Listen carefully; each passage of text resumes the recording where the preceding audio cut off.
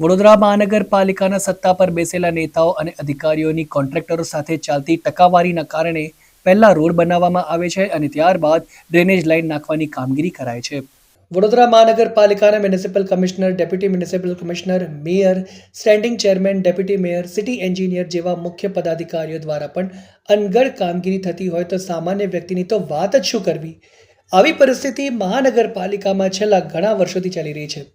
પહેલાં કોઈ પણ નવો રોડ તે કોન્ટ્રાક્ટરને કરોડો રૂપિયામાં આપવામાં આવે છે. તે રોડ કોન્ટ્રાક્ટર પહેલાં તો હલકી કામગીરી કરીને ભ્રષ્ટાચાર કરી લેતો હોય છે.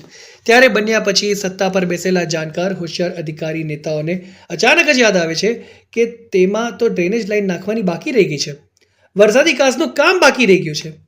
ત્યારબાદ ફરીથી નવો રોડ જે 5 વર્ષ તો દૂર રહ્યો, વર્ષ પણ ન ચાલ્યો હોય, તેને ખોદીને ડ્રેનેજ વિભાગના કોન્ટ્રાક્ટર જેને જે તે વિસ્તારના અને વિભાગના અધિકારી નેતાઓ સાથે વહીવટ ગોઠવ્યો હોય તેને કરોડો રૂપિયાનું કામ આપી ડ્રેનેજની લાઇન નાખવાની કામગીરી આપી દેવામાં આવે છે.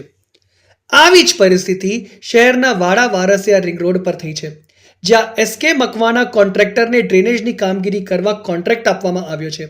જેમાં કોન્ટ્રાક્ટર દ્વારા હલકી કામગીરી કરવામાં આવી રહી છે તે તો અલગ જ વિષય છે, પરંતુ રસ્તો ટૂંક સમય પહેલા જ નવો બનાવ્યો હતો, જેના કરોડો રૂપિયા મહાનગરપાલિકાએ જનતાના વેરાના પૈસા આપીને ચૂકવ્યા છે. તો પૈસાની ચૂકવવાની જનતાને મળી નથી, તેની જગ્યા ફરીથી આ રસ્તો શોધીને નવો કોન્ટ્રાક્ટ ટૂંક સમયમાં ઊભો કરવામાં આવશે.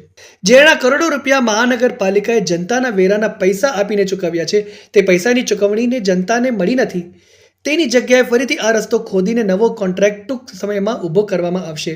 હવે આ જ રીતના વડોદરા શહેરનો વિકાસ થઈ રહ્યો છે, જેમાં જનતા પીસાઈ રહી છે, નેતા અને અધિકારી કોન્ટ્રાક્ટર માલામાલ થઈ રહ્યા છે.